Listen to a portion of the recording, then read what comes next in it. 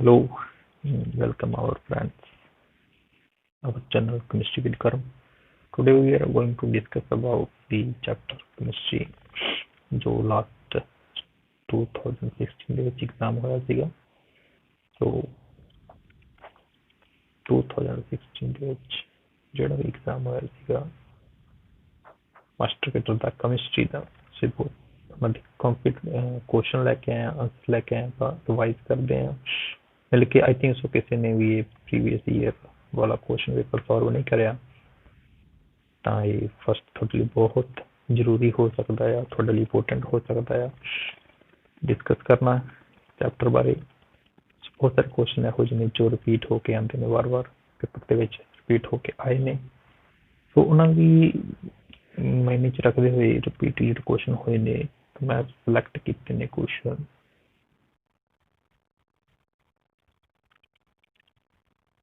Firstly discuss करते हैं हम when excess of electrolyte added to electrolyte जो electrolyte ਅਸੀਂ ऐड करते हैं ਤਾਂ क्या ਹੁੰਦਾ है coagulation तो फर्स्ट इज coagulation होती है coagulation का मतलब ਹੁੰਦਾ इकट्ठा हो जाना सेकंड है in adsorption of oxalic acid on activated charcoal the activated charcoal is called देखो दो चीजें होंगी ने एडजॉर्प्शन के केस ਵਿੱਚ किंदी एडजॉर्प्शन हो रही है oxalic acid ਦੀ किंदे ਦੇ ਉੱਪਰ ਹੋ ਰਹੀ ਹੈ activated charcoal ਦੇ ਉੱਪਰ so activated charcoal is called adsorbent ਤਾਂ ਇਹ adsorbent ਹੋਏਗਾ ਦੋ ਚੀਜ਼ਾਂ ਹੁੰਦੀਆਂ ਧਿਆਨ ਦੇ ਨਾਲ ਸੁਣਨਾ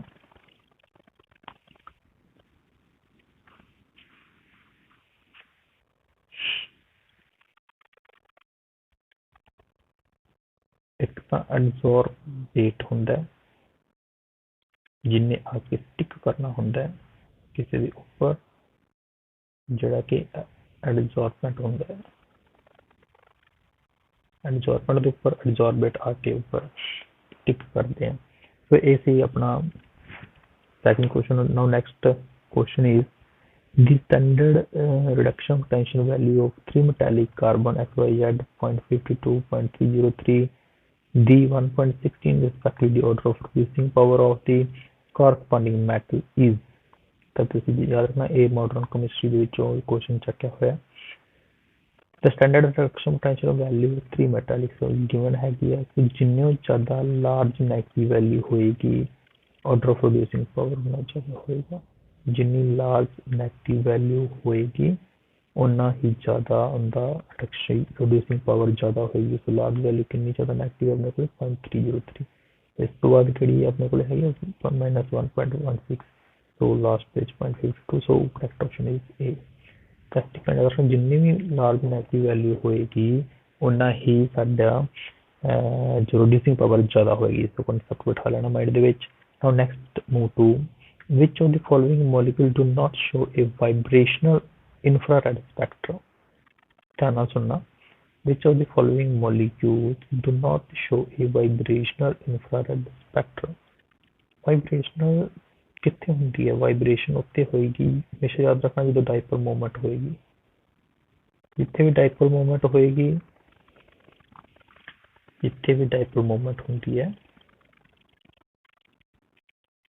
ਉੱਥੇ ਹੀ ਵਾਈਬ੍ਰੇਸ਼ਨਲ ਸਪੈਕਟਰਮ ਸ਼ੋ ਕਰਦੇ ਆ ਠੀਕ ਹੈ ਜਿੱਥੇ ਵੀ ਡਾਈਪੋਲ ਮੂਵਮੈਂਟ ਹੁੰਦੀ ਹੈ ਸੋ ਇਸ ਕੇਸ ਵਿੱਚ ਇਹਦੇ ਵਿੱਚ ਡਾਈਪੋਲ ਮੂਵਮੈਂਟ ਹੈਗੀ ਹੈ ਇਸ ਵਿੱਚ ਡਾਈਪੋਲ ਮੂਵਮੈਂਟ ਹੈਗੀ ਇਸ ਵਿੱਚ ਡਾਈਪੋਲ ਮੂਵਮੈਂਟ ਹੈ ਇਸ ਕੇਸ ਚ ਨਹੀਂ ਹੋਏਗੀ ਡਾਇਆਟੋਮਿਕ ਮੋਲੀਕਿਊਲ ਵਿੱਚ सेम मॉलिक्यूल सेम एटम होंगे तो उन्होंने वाइब्रेशनल नहीं होगी so correct option is the H2 एक बहुत बार क्वेश्चन आया है डेफिनेटली इस बार रिपीट होके आएगा global warming is due to the increase in concentration of concentration की इंडिया भी carbon dioxide increase global warming की गल की है okay so carbon dioxide gas in atmosphere जिंदे करके कार्बन डाइऑक्साइड अपने एटमोसफेयर में ट्रैप रहती है काफी समय तक जी कि काफी समय तक ट्रैप रहती है टैंपरेचर ਨੂੰ ਰਾਈਜ਼ ਅਪ ਕਰ ਦਿੰਦੀ ਹੈ ਸੋਇਲ ਇਰੋਜ਼ਨ ਇਜ਼ ਕਾਜ਼ਡ ਬਾਈ ਸੋਇਲ ਇਰੋਜ਼ਨ ਕਿੱਦਾਂ ਹੁੰਦਾ ਹੈ ਵਾਟਰ ਕਰਕੇ ਨਹੀਂ ਜੀ ਇੰਟੈਂਸਿਵ ਫਾਰਮਿੰਗ ਬਹੁਤ ਦੀ ਖੇਤੀ ਕਰਕੇ ਨਹੀਂ ਜੀ डिफोरेस्टेशन करके सॉइल इरोजन ਹੁੰਦਾ ਹੈ ਸੋਇਲ ਖੁਰਦੀ ਆ so activation of nucleus is best done using activation of nucleus nucleus किस तरह एक्टिवेट किए जाते हैं तो बहुत सारे क्वेश्चन बच्चे गलत करके आते ते इन्हां दी activation due to alpha particles होंदी है, ड्यू टू अल्फा पार्टिकल्स दे नाल इन्हां दी एक्टिवेशन होंदी है। सो नैक्सट असीं क्वेश्चन दे वल मूव करदे हां।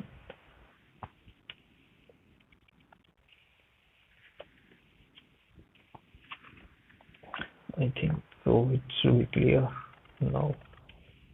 Okay.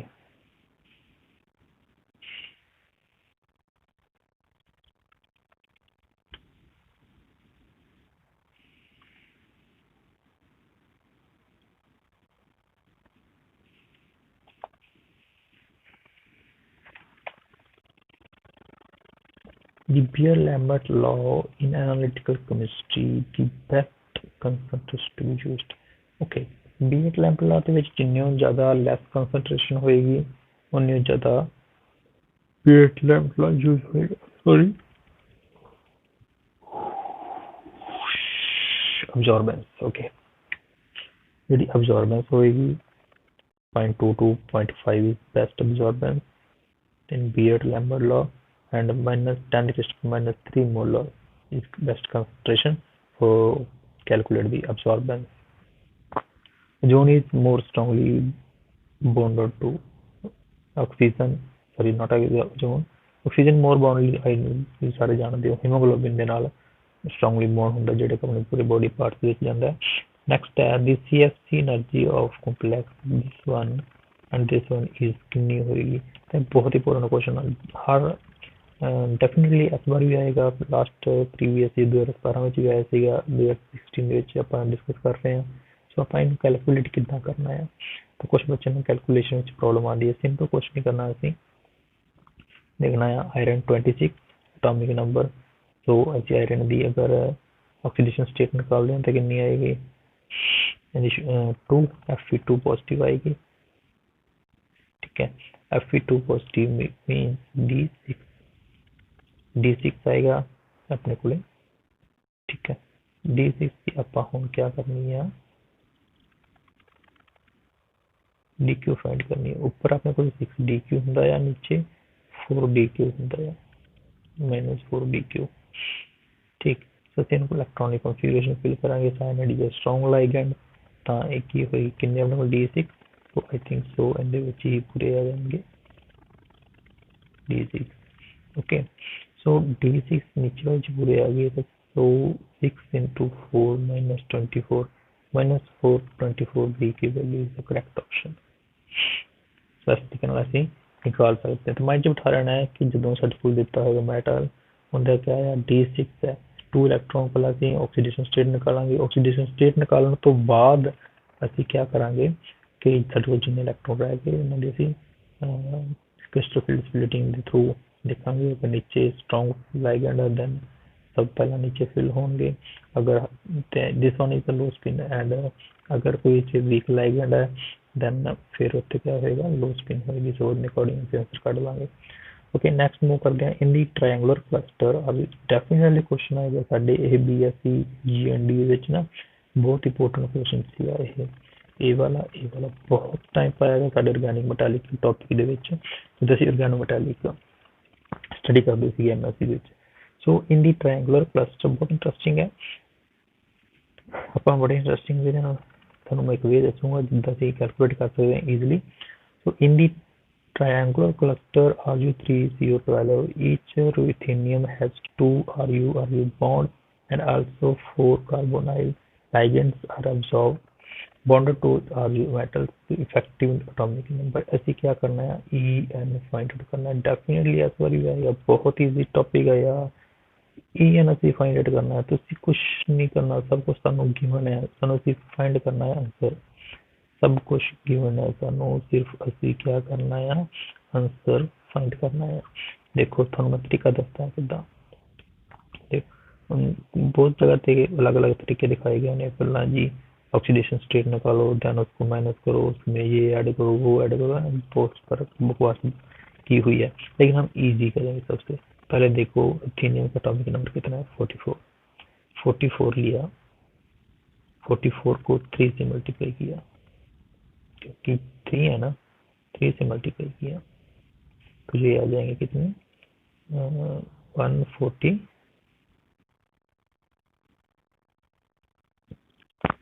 sorry, 132 I think so, 3 and 4, 12, 13, हाँ जी 132, 132 ये आ गया हमारे।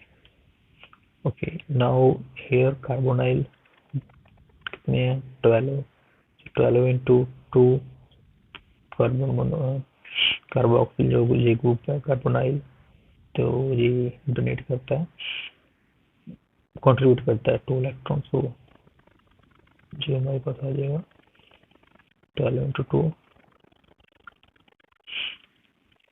4 and 6 25 156 156 हमारे पास आंसर है, नॉट ए आंसर। अब 156 को हम कितने में डिवाइड करेंगे 3 से डिवाइड कर देंगे, ठीक 3 से डिवाइड करेंगे तो क्या आंसर आएगा 352 तो 52 इज द करेक्ट ऑप्शन, ऐसे हम निकालते हैं। क्लियर हो गया? Okay so next is the coordination number of this one NaUO2 CH3 simple है, coordination number कितने ligands surround किए हुए ने central metal atom, so there are 2 oxygens and 3 carboxylates, so 3 and 2 5 is the correct option।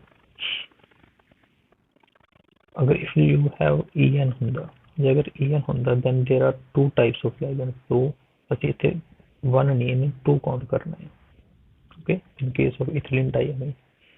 next is cobalt 2 positive was reacted with excess fluoride and it is expected to form stable, ਕਿਹੜੀ ਵਾਲੀ structure stable बनेगी, देखो ਅਸੀਂ ਨਾਲ ਦੀ ਨਾਲ solve ਕਰਦੇ ਹਾਂ, ਦੇਖਦੇ ਹਾਂ ਕੀ ਬਣਦਾ ਹੈ। जैसे ਕਿਹੜੀ ਵਾਲੀ स्टेबल ਬਣਦੀ ਹੈ, cobalt 3 positive ਦਿਖੇ ਹੋਏ ਆ, ਸਾਨੂੰ ਪਤਾ ਹੈ cobalt ਦਾ atomic number ਕਿੰਨਾ ਹੁੰਦਾ ਹੈ 29,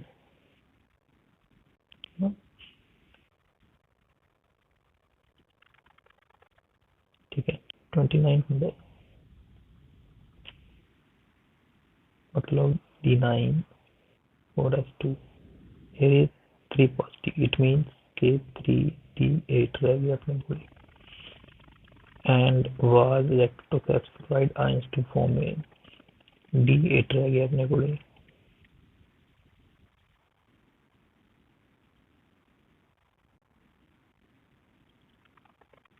5 6 7 8, okay 8 रह गए this one। fluoride ion ਸਾਡੇ ਕੋਲੇ ਕਿੰਨੇ ਹੋਣੇ ਚਾਹੀਦੇ, so here cobalt 3 positive ਕਿੱਥੇ ਬਣ ਰਿਹਾ ਆਪਣੇ ਕੋਲੇ, अगर this one होएगा cobalt 3 positive तो ये वाले बनेगा -5 ये भी नहीं होएगा कभी भी,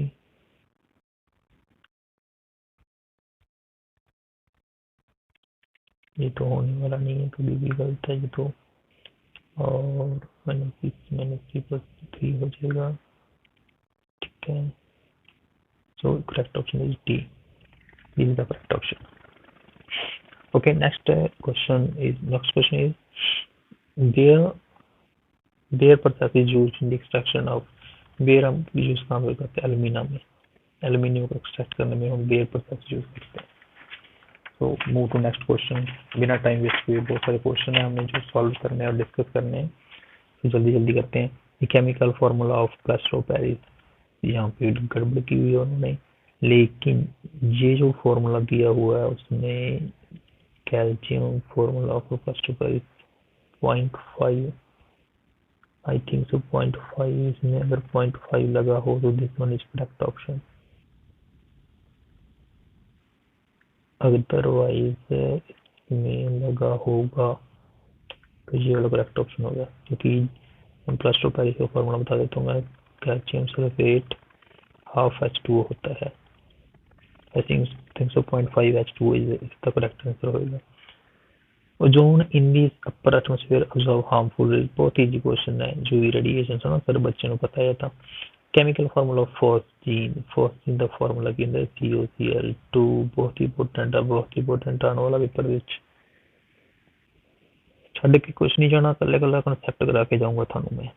NMR is the very easiest part ਅਸੀਂ ਸਾਰੇ ਡਿਸਕਸ ਕਰਾਂਗੇ ਕਿਹੜੇ ਕੁਐਸਚਨ ਆਣੇ ਨੇ ਡੈਫੀਨਿਟਲੀ ਉਹ ਆਣਗੇ ਜੇ ਨਹੀਂ ਆਣਗੇ ਤਾਂ ਦੱਸਿਓ ਅਸੀਂ GND ਚ ਆਹੀ ਕੁਝ ਸਿੱਖਿਆ NMR ਸਿੱਖੀ ਹੈ ਐਂਡ organometallic ਸੋ ਬਹੁਤ ਸਾਰੇ ਕੁਐਸਚਨ organometallic ਐਂਡ NMR ਦੇ ਆਉਂਦੇ ਨੇ ਸੋ ਅਸੀਂ ਅੱਛੀ ਤਰ੍ਹਾਂ ਜਾਣਦੇ ਹਾਂ ਕਿ ਕੁਐਸਚਨ ਕਿੱਥੋਂ ਲੈ ਜਾ ਰਹੇ ਨੇ ਐਂਡ ਕਿੱਥੋਂ ਤੱਕ ਮਤਲਬ ਉਹਨਾਂ ਨੂੰ ਸਾਡਾ ਲੈਵਲ ਪਤਾ ਲੱਗਦਾ ਆ ਉਹਨਾਂ ਦੇ ਵਿੱਚ ਵਿਚਰੇ ਆ ਸੋ ਵੈਰੀ ਮਤਲਬ ਥੋੜਾ ਬਹੁਤ ਸਾਨੂੰ ਸੈਂਸ ਜ਼ਿਆਦਾ ਹੁੰਦੀ ਹੈ ਕਿ ਇੱਦਾਂ ਦਾ ਕੁਐਸਚਨ ਆ ਸਕਦਾ ਹੈ ਇੱਦਾਂ ਦਾ ਆ ਸਕਦਾ ਹੈ ਬਿਕੋਜ਼ ਨੰਬਰ ਆਫ ਉੱਥੇ ਪੇਪਰ ਦੇ ਚੁੱਕੇ ਆ ਮਾਈਨਰ ਮੇਜਰ ਸਮੈਸਟਰ ਸੋ ਆਣੀ ਬਹੁਤ ਸਾਰੇ ਅਸੀਂ ਐਗਜ਼ਾਮ ਦੇ ਚੁੱਕੇ ਆ ਤਾਂ ਸਾਨੂੰ ਗੈਸ ਹੋ ਜਾਂਦਾ ਹੁਣ ਕਿ ਹਾਂ ਇੱਦਾਂ ਦਾ ਆ ਸਕਦਾ ਹੈ ਬਟ ਨਾਟ ਸ਼ੋਰ ਕਿ ਡੈਫੀਨਿਟਲੀ ਆਏਗਾ ਬਟ ਹਾਂ ਥੋੜਾ ਜਿਹਾ ਲਾਈਕ ਇੰਡੀਕੇਟ ਹੋ ਜਾਂਦਾ ਆ ਸਾਨੂੰ ਇੰਡੀਕੇਸ਼ਨ ਮਿਲ ਜਾਂਦੀ ਹੈ ਸੋ ਆਈ ਥਿੰਕ ਤੁਹਾਡੇ ਵੀ ਇਹ ਹੋਪਫੁਲ ਕੰਮ ਆਏਗੀ ਮੇਰੇ ਅਕੋਰਡਿੰਗ ਅਗਰ ਤੁਸੀਂ ਇਹਨੂੰ ਚੰਗੀ ਤਰ੍ਹਾਂ ਪੜ੍ਹਦੇ ਹੋ ਰਿਲੇਟਡ ਕਨਸੈਪਟ ਪੜ੍ਹਦੇ ਹੋ ਤਾਂ ਡੈਫੀਨਿਟਲੀ ਸਾਡੀ ਮਿਹਨਤ ਨੂੰ ਮਿਲਣਾ ਮੋੜ ਮੁੜੇਗਾ ਸੋ without any time wasted so we are going to next question IR spectrum of water is expected to show what are the IR spectra show करना है भाई वन IR बैंड आएगा सिंगल वन बैंड आएगा UV spectrum of acetaldehyde show proponent band देखो CH3CHO इनके च देखो ਤੁਸੀਂ क्या आ रहा है C डबल बॉन्ड H है ना डबल बॉन्ड भी आ रहा है so N so here is N2 pi and pi 2 star okay electron move करेंगे N2 pi star N2 pi star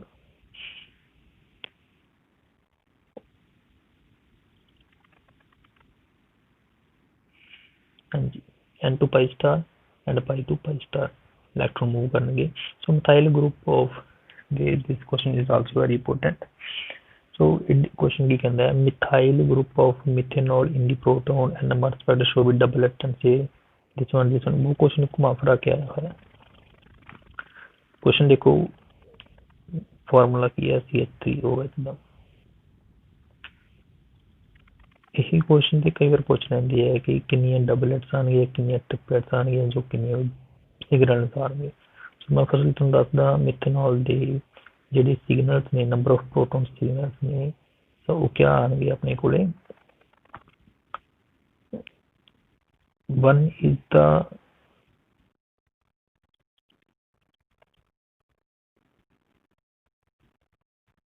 okay 3 1 so these are all are hydrogen are same so एक singlet अंदा आएगा एक single beam एनडी आएगी single peak and one hydrogen एनडी साढ़े कोल दो पीक्स आएंगे दो सिग्नल आएंगे ठीक है दो सिग्नल आएंगे कितने कितने आएंगे 3.5 and 3.9 प्रोपीस ठीक है सो फ्रीक्वेंसी ऑफ 100 megahertz के ऊपर अपन फ्रीक्वेंसी दी गई है then the value of spin coupling constant जी दी वैल्यू ਅਸੀਂ ਨਿਕਾਲਣੀ ਹੈ ਜੀ ਹੁੰਦਾ क्या है जी ਹੁੰਦਾ है ਆਪਣੇ ਕੋਲ ਕੈਮੀਕਲ ਸ਼ਿਫਟ ਦੇ ਵਿੱਚ ਜਿਹੜਾ ਡਿਸਟੈਂਸ ਹੁੰਦਾ ਹੈ ਇਹ ਦੋ ਆਪਣੇ ਕੋਲ ਪੀਕਸ ਨੇ ਇਹਨਾਂ ਦੇ ਵਿਚਕਾਰ ਜੋ ਡਿਸਟੈਂਸ ਹੈ that is coupling constant तो ਅਸੀਂ ਇਹ ਅਸੀਂ फाइंड आउट करना है कैलकुलेशन लंबी हो जाएगी सो डॉक्टर से आंसर रखते हैं 390 हर्ट्ज आएगा according to my calculation but ਤੁਸੀਂ कैलकुलेट कर लेना फार्मूला होएगा ਸਾਡੇ ਕੋਲ E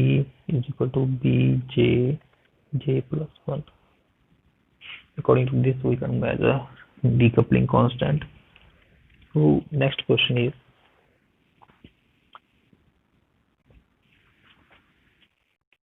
the reduction of diphenylacetylene provides 1,2-diphenylethylene is using the reagent देखो reduction of diphenylacetylene होना provides 6,1,2-diphenylethylene 6 बन जाता है ਸਾਡੇ ਕੋਲੇ by using the reagent ਕਿਹੜਾ reagent यूज करिए कि ਸਾਡੇ ਕੋਲ ਇਸ ਤਰੀਕੇ ਦੇ ਨਾਲ ਚੀਜ਼ ਬਣ ਜਾਏ so lintellar catalyst is that is very important trans dihydroxylation of alkenes can be achieved by dihydroxylation transdihydroxylation of alkenes can be achieved by ਤਾਂ ਅਸੀਂ ਹਾਈਡਰੋਕਸਿਲੇਸ਼ਨ ਕਰਾਣੀ ਹੈ, ਡਾਈਹਾਈਡਰੋਕਸਿਲੇਸ਼ਨ ਕਰਾਣੀ ਹੈ, ਅਲਕੀਨ ਦੇ ਅਰਾਊਂਡ ਕਰਵਾਣੀ ਹੈ। ਸੋ ਅਸੀਂ ਕਿੱਦਾਂ ਕਰਾਂਗੇ? this one is oxidation process of oxidation, and by using all about three methods osmium 4 भी नहीं करा सकते हम। okay, this one is the hydroxylation alkene can be achieved by KMnO4 के साथ करा सकते हैं हम, KMnO4 के साथ हो जाएगा। The relative respective benzene, nitrile, benzene, aniline, toluene and nitrobenzene towards electrophilic substitution। so electrophilic substitution जिन जानते हैं पहला ਤੁਹਾਨੂੰ aniline ਦੀ स्ट्रक्चर पता होनी चाहिए है। aniline ਦੀ स्ट्रक्चर क्या होती है? NH2। the NH2 is the electron donating group। electron donating group देगा the electrophilic substitution is not possible at ortho and para position। so ortho and para position पे electrophilic substitution नहीं होगी। तो सब तो बाद relative reactive benzene, aniline, toluene and nitrobenzene towards electrophilic substitution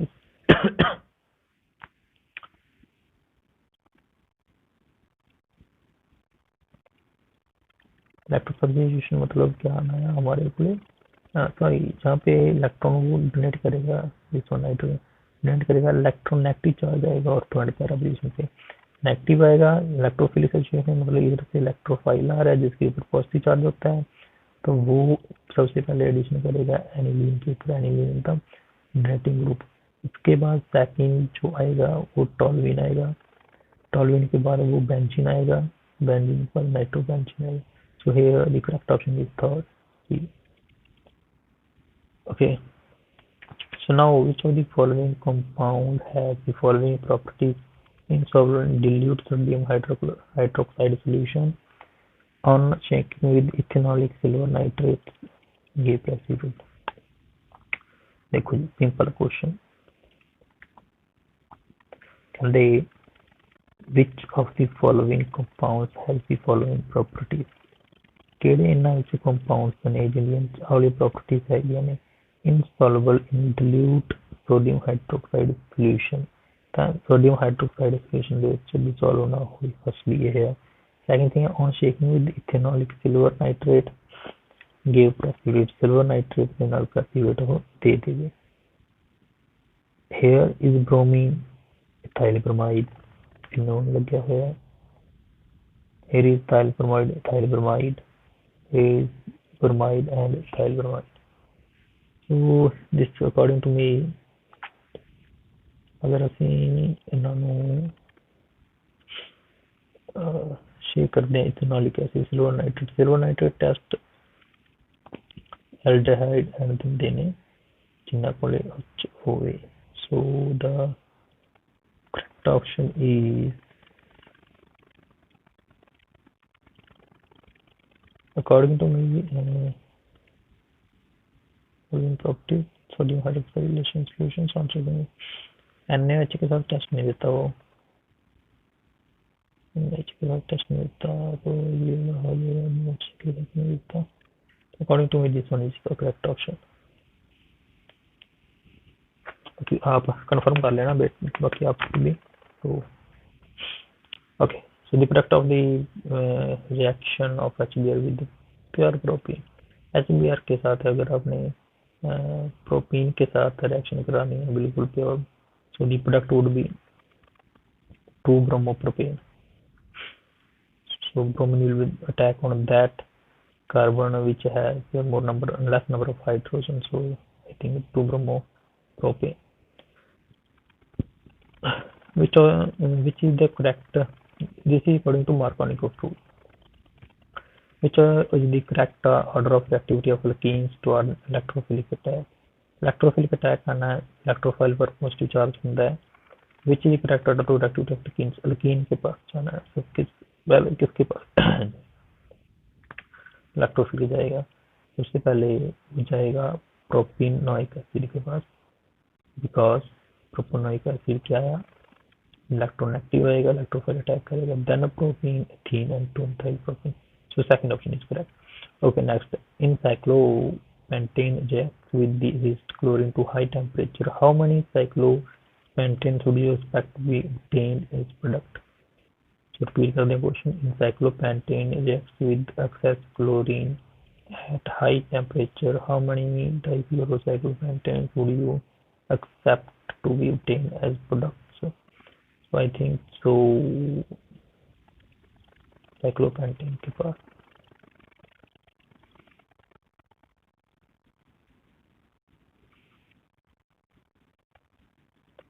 तो यहाँ पे तो वही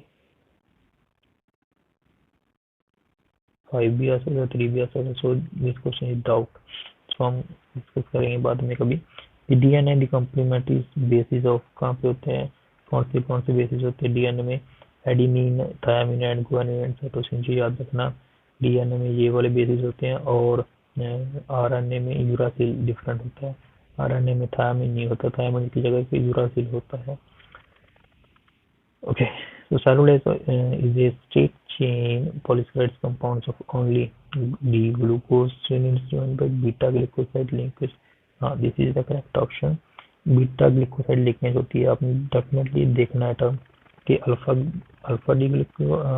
ग्लिकोसाइड लिंकेज कहाँ पे हो रही है और बीटा डी ग्लूकोस कहाँ पे हो रही है.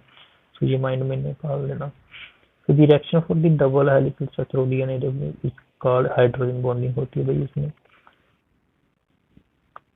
From the following, the strongest base is. So this is a very important question. Strongest base बोला है उसने. Stronger base कौन सा होगा? Like benzylamine नहीं, orthonitrophenolone नहीं. So is the aniline is the correct option. So because nitroaniline is the electron group. So electron group होगा तो वो तो इलेक्ट्रॉन खींच लेगा अपनी तरफ से. बेंजाइलमाइन भी ड्यू टू रेजोनेंस नेक्स्ट आ जाएंगे. ऑर्थोनाइट्रोल फिर खींच लेगा electron. So aniline is the only one that who carry lawn pairs. So the accepted product in the following sequence of reaction is acetic. So here is bromaniline will be formed. Definitely bromination होगी. And next is the reagent for the separation of acetone and acetaldehyde. Sodium hydroxide and iodine. So test will भी definitely अपने test करके जाने हैं.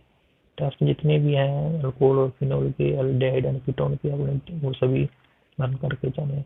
So next चलते हैं हम cross aldol condensation के पास. तो क्रॉस अल्डोल कंडेंसेशन के पास हमारा करेक्ट ऑप्शन क्या आएगा? तो हम देखते हैं क्या आएगा. If we have CH2 negative CHO. So आपके साथ साथ में मैं भी ट्राई कर रहा हूँ, तो कुछ गलती होगी तो बता देना. H2 जहाँ पे जाएगा तो ये वाला CO नेगेटिव बन गया और H2CO H and here H positive आएगा. ठीक है, यहाँ पे H पॉजिटिव आ गया तो ये बन गया OH. OH बन गया. ठीक है. उसके बाद क्या हुआ, उसने क्या किया, एक्सेन ऐड किया हुआ. ओके, यहाँ पे H1 आ गया, यहाँ पे OH आ गया. ठीक, COH.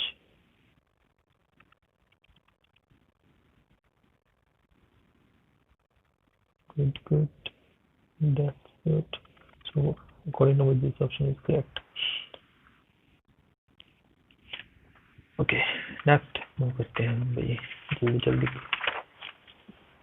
और करिए हम पे, क्योंकि रात को टाइम बहुत हो गया हमारे पास. So the product jet in the following sequence is reaction. So first is phosphorus reduction के बाद आएगा इसकी, फिर ये बन जाएगा इथाइल आयोडाइड. नींद में हूँ, बहुत सारे इधर उधर पजल हो रहे हैं तो आवाज भी निकल नहीं रही. Let's see. सुबह टाइम नहीं मिलता बनाने को वीडियो को. सो प्लीज सब्सक्राइब जरूर करना और लाइक सब कुछ करना यार. इतनी मेहनत कर रहा हूँ, कुछ तो बनता है. CH3CH2OH आयोडीन के हम जब ऐड किया तो ये बन गया इथाइल आयोडाइड. इथाइल आयोडाइड के साथ जब हमने MgI को जोड़ा तो J बन गया CH3CH2 MgI। रिगिनार्ड रिएजेंट के बाद हमने HCH फिर डाल दिया और H पर, तो HCO H। मैं आपके साथ ही कैलकुलेशन करता हूँ, जहाँ पे चला जाएगा MgI, यहाँ पे आ जाएगा, और जहाँ पे आ जाएगा हमारा CH2 CH3, ठीक है भाई, और CH2 CH3 यहाँ पे आ जाएगा OH। So here the OH will be formed 1, 2, 3 propanol. So correct option is propanol. The product of acid catalyzed hydration of 2-phenyl propene. Acid catalyzed reaction hydration of 2-phenyl propene propene लिया 2-phenyl propene and it will form acid catalyzed reaction हो रही है propene है. This question will be in doubt. I will discuss in tomorrow because बहुत time हो गया तो mind चल नहीं रहा इतना. Carbolic acid reacts with HBr to give carbolic acid. तो आपको याद होना चाहिए हमेशा क्वेश्चन जो आता है, जो कैरलिक एसिड का फॉर्मूला ये होता है. कैरलिक एसिड वाला फॉर्मूला होता है, जब एडिशन होगी HBr के साथ वो यहाँ पे बॉन्डिंग होगी. So correct option is first one. This is the correct option. तो next is 1 mole of carbon dioxide. अरे यार सिंपल कितना है, तो 6023 into 10⁻23 atom of carbon. So this is the formula. इतने होते हैं 1 मोल में, इतने नंबर ऑफ मॉलिक्यूल्स होते हैं. Number of electrons of aluminium 3, atomic number कितना होता है यार. Sodium magnesium aluminium silicon phosphorus sulphur argon potassium calcium scandium titanium vanadium chromium magnesium cobalt nickel copper zinc. अरे इतने याद किए हमने. एल्यूमिनियम में कितना होता है 13 होता है, तो इसलिए वो 3 देता है. 10 को टेबल हो जाता है, 13 एटॉमिक नंबर होता है. Structure of copper tetrahedral. तो क्या स्ट्रक्चर होगी, टेट्राहाइड्रल स्ट्रक्चर होगी. ये आपको मैं बता देता हूँ कंसेप्ट, कहाँ पे बच्चे कंफ्यूज होते हैं. टेट्राहाइड्रल और स्केर प्लेनर में बच्चे कंफ्यूज होते हैं. तो एक बार मैं क्लियर कर दूं, जिसके पास sp3 होगी वो टेट्राहेड्रल होगा, जिसके पास dsp2 होगी वो स्केर प्लेनर होगा. तो आपको ये हाइब्रिडाइजेशन निकालनी आनी चाहिए. sp2 और sp, जिसमें d ऑर्बिटल इन्वॉल्व हो गया दैट इट मीन्स वो स्केर प्लेनर है. अगर आपकी sp3 आ रही है देन इट मीन्स वो टेट्राहेड्रल है. दैट इज अ क्वेश्चन है इसमें. नेक्स्ट क्वेश्चन मूव करते हैं. Which substance will conduct the current and solidly flow. Graphite होता है जिसमें करंट पास कर जाता है. In a face centered cubic lattice, the number of nearest neighbors for a given lattice point is. face centered cubic cell FCC है. So FCC में क्या होता है, वो 8 into 1/8 plus 6 into 1/2 8 1 3 1 plus 3 4.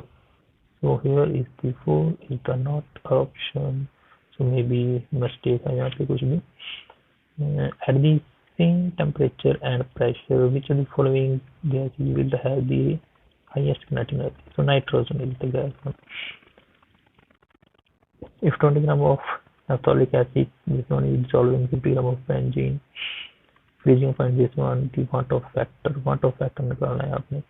want of factor का वो formula आना चाहिए, दैट भाई आपको सॉल्व कर पाएंगे. वाट आप देख लेना. i इक्वल टू वो वाला भी क्वेश्चन आ सकता है. अगर i equal to greater than 1, i less than 1, then क्या एसोसिएशन होगी या डिसोसिएशन होगी. That all what this. So देख लेना. Osmosis phenomena. ऑस्मोसिस फिनोमेना क्या होता है, pure solvent concentration move to the lower concentration. So solvent molecules move higher concentration to lower concentration. This one is correct option. आगे वाले आपने देखने ही नहीं है, देख लेना एक बार, क्यों कई बार कुछ और भी लिखा होता है लेकिन आपको पहले पता चल जाता है. सो इन फॉलोइंग रिएक्शंस, जब भी रिएक्शंस होती है फॉरवर्ड रिएक्शन में होती है, तो एक बात याद रखना, वो प्रेशर हाई होना चाहिए और टेम्परेचर लो होना चाहिए. प्रेशर हाई होगा, टेम्परेचर लो होगा तो रिएक्शन फॉरवर्ड मूव करेगी. So which of the following is buffer. Buffer solution क्या है भाई हमारे साथ. बफर सोल्यूशन जो हमारे पास है वो है sodium hydroxide, ammonium hydroxide and ammonium chloride. This one is the buffer solution. इसमें होता क्या है कि वीक एसिड होता है और उसका वो बेस होता है. वीक एसिड और क्या बोलते हैं उसको, बेस, कंजुगेट बेस होता है. तो ऐसे होते हैं क्वेश्चन ये. अगर CH3COH और CON आया था तो ये उसका ये होना था बफर सॉल्यूशन में. So that's all. But the character equal between the energy change the reduction correspond to equilibrium constant Kc का पे formula simple and delta G minus RT log Kc. So the correct option is delta G naught. यहाँ पे not नीचे दिखाया ये गलत ऊपर वाला सही है. So correct option is A. So enzymes reactivity of human body is maximum at enzyme कब reactivity करता है जब फास्ट करता है तो 310 Kelvin टेम्परेचर पर ऐड करता है. So for the following reaction, so here the option is C, and the next one is question I think so over. So our questions are clear. So I hope ये वाला जो हमने question किया ये 2016 वाला paper है जो master cadre का हुआ था. तो आप आई होप सो आपको सब कुछ समझ लग गया होगा. अगर नहीं लगा तो आप प्लीज कमेंट करके मुझे पूछ सकते हैं और मैसेज कर सकते हैं. मेरा जो कॉन्टैक्ट नंबर है 8727854522 कर्म सर. आप मैसेज कर सकते हैं, व्हाट्सएप कर सकते हैं, जो भी आपसे. So thank you guys to work hard. Next we will discuss tomorrow 2017 paper. बहुत easy now with concept and with all things because today is very I am feel sleepy. So bye bye, good night, take care.